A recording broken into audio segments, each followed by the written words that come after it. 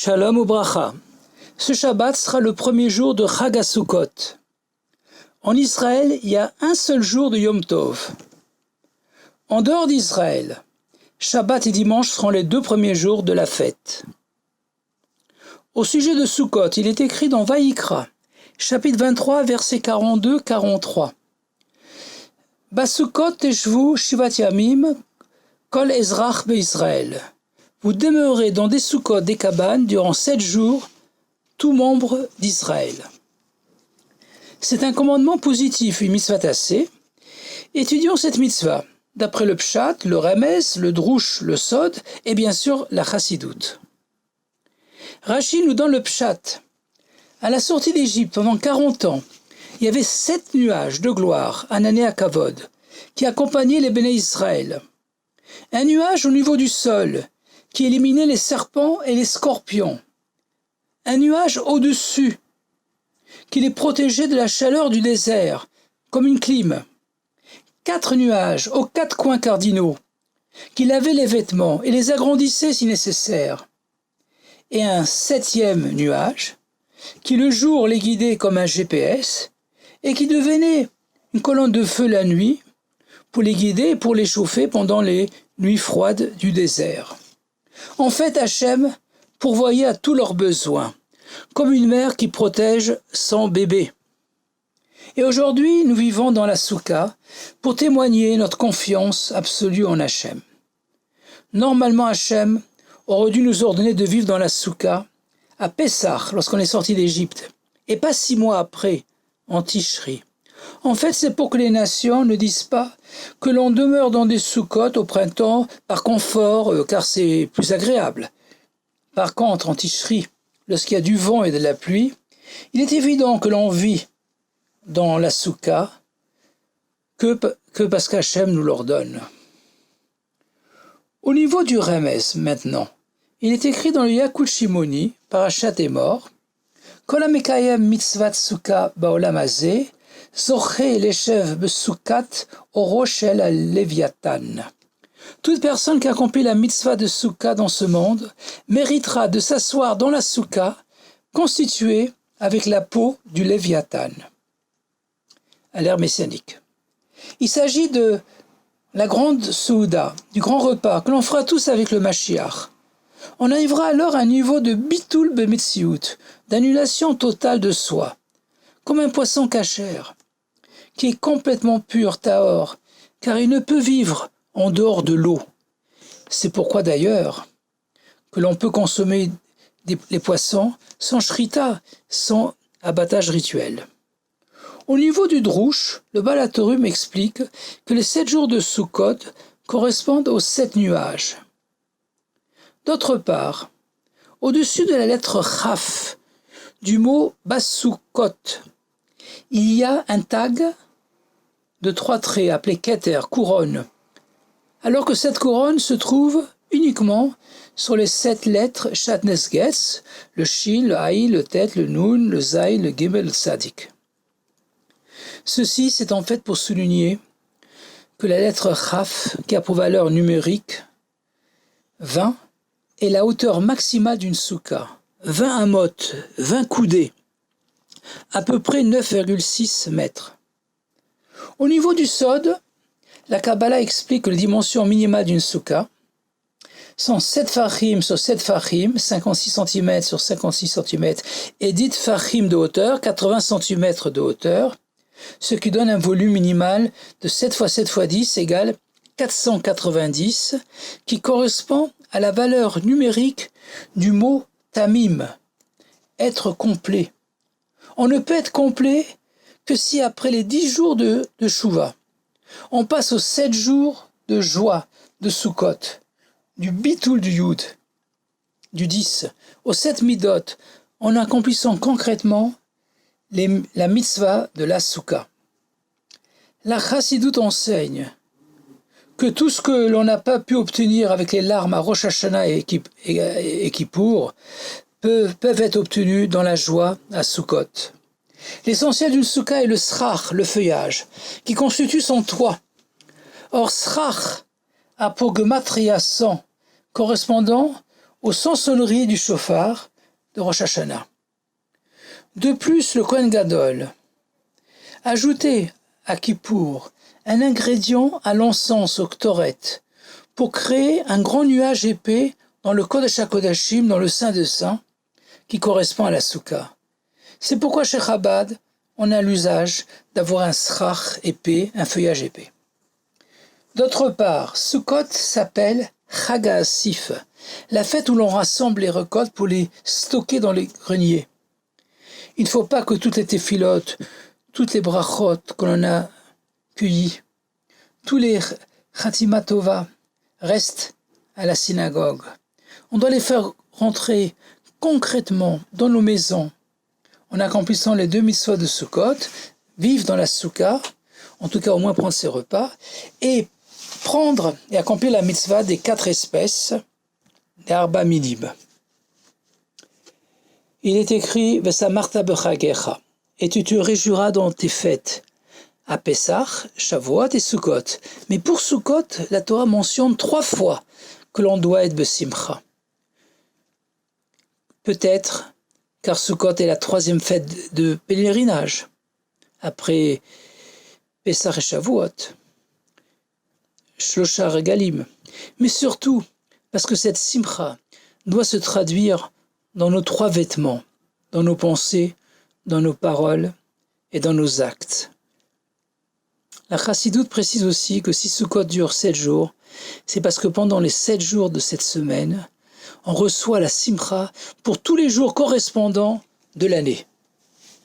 Au sujet des Arba Minim, des 4 espèces, il est écrit dans Vaïkra, chapitre 23, verset 40, « Ulekartem lachem bayom harishon, pri etz hadar, kapot marim, va'anaf etz avot, v'arvei nachal. » Et vous prendrez pour vous, le premier jour, le fruit de l'arbre hadar, une branche de palmier, des rameaux de l'arbre avot et des sols de rivière. Au sujet du fruit etz hadar, Rashi explique que c'est l'étrog, car de la juxtaposition des mots périetz, on apprend que le goût de l'arbre est le même que celui de son fruit. Et du mot hadar, qui signifie demeure, on apprend que ce fruit est sur son arbre toute l'année, traversant les 4 saisons, les changements climatiques extrêmes. De même pour chaque juif, ses actions, ses fruits doivent ressembler à son essence, à son arbre. Et il est capable de traverser toutes les épreuves de la vie. Le Midrash Vaïkra Rabbah 30-12 enseigne que les 4 espèces, l'arba minim, correspondent à 4 catégories de juifs. L'étrog à goût, tam, et arôme, parfum, reyach. Le goût, qui est strictement personnel, représente le fait de savourer l'étude de la Torah. D'ailleurs, tam signifie aussi raison.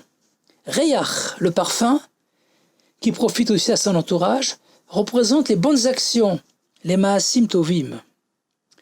Le loulav, par contre, ou précisément la date, tamar, a du goût mais pas d'arôme. Les hadassim, les feuilles de myrte ont du parfum et pas de goût. Et enfin les sols, les aravot, ont ni goût ni parfum.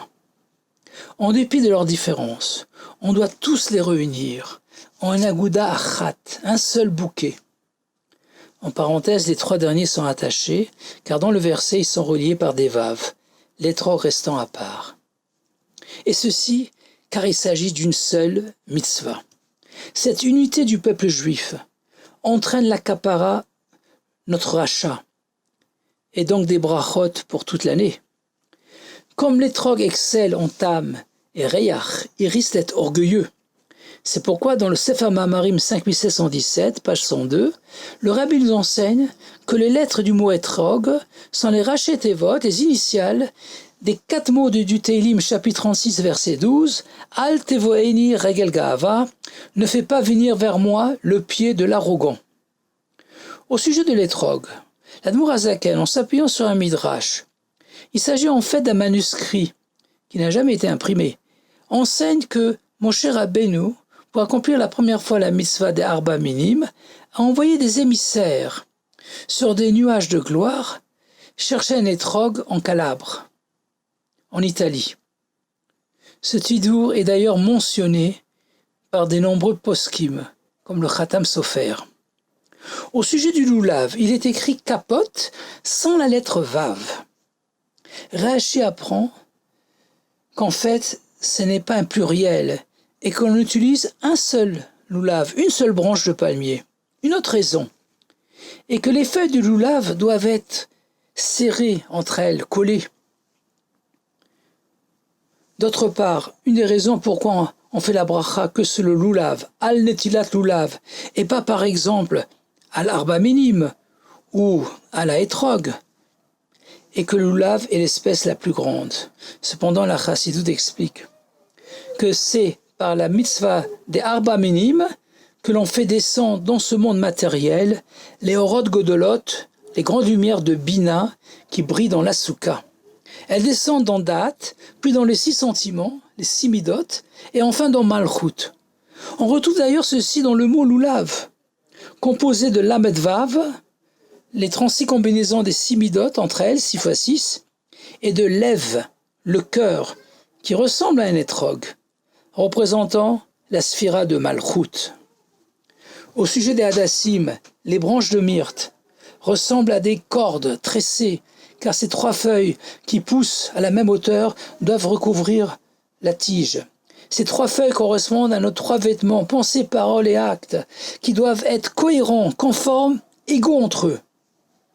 En 1979, le rabbi avait déjà demandé aux chassidim de Kfar Chabad d'augmenter le nombre de hadassim, car ça ajoute des brachot. On sait que le rabbi lui-même utilise 36 hadassim. Pour le premier jour de Sukkot, Tafshin Beit en 1991, le rabbi a demandé qu'on double au moins le nombre de hadassim, que l'on passe de 3 à 6, et a tenu à être présent dans la grande soukha du 770 pendant plusieurs heures en répondant Amen à la bracha que de milliers de juifs ont fait sur l'arba minime du rabbi. Au sujet des aravot, des feuilles de sol qui ont ni goût ni odeur, mais qui poussent près d'une rivière, près de l'eau qui représente le chesed, la bonté, le rabbi a posé la question, pourquoi ce sont précisément 5 feuilles d'aravot que l'on frappe sur le sol à Hoshana Rabbah, qui transforment les 5 sévérités en 5 bontés, qui adoucissent les jugements? Comment ces aravot, qui ont apparemment aucune qualité, ni tam, ni réach, ni goût, ni parfum, peuvent-elles réaliser cette transformation? En fait, le loulav représente le juif qui a aussi des bonnes actions, du réach, mais sa qualité essentielle est son limoud, son étude de la Torah, le tam. De même, les hadassim représentent aussi des juifs qui étudient la Torah. Ils ont du tam, mais se consacrent essentiellement aux bonnes actions, le réach. Les haravot sont en fait des juifs qui peuvent avoir beaucoup de limud Torah et des maasim tovim, des bonnes actions. Mais comme ils considèrent que leurs réalisations sont insignifiantes, ils ne l'affichent pas et en apparence, ils ont ni tam ni réach. C'est ce bitoul, cette annulation de soi, qui leur donne le mérite de transformer les gvurot en chassadim, le négatif en positif.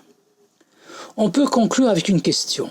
Il est écrit « ou le kartem lachem bayom arishon », c'est-à-dire que l'on doit acquérir, et pas emprunter, les 4 minimes, les 4 espèces, que le premier jour de Sukkot.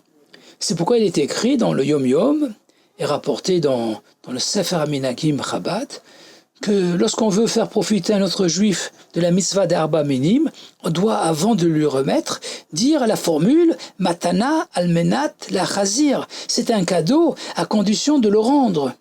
Et curieusement, on ajoute que cette formule sert et moïl même les jours suivants de Sukkot, alors que la Torah dit explicitement qu'on n'a besoin de lachem que le premier jour. Le Rabbi lui-même, pendant tous les jours de Sukkot, après avoir accompli la mitzvah des Arba Minim dans sa soukha, et avant de les transmettre au Gabaï, pour que des milliers de juifs puissent faire la bracha sur l'Arba Minim du Rabbi, utilisait aussi cette formule. Et ceci même lorsque le premier jour de Sukkot tombait un Shabbat, comme cette année, et qu'on n'accomplit pas la mitzvah d'Arba Minim le premier jour de Sukkot.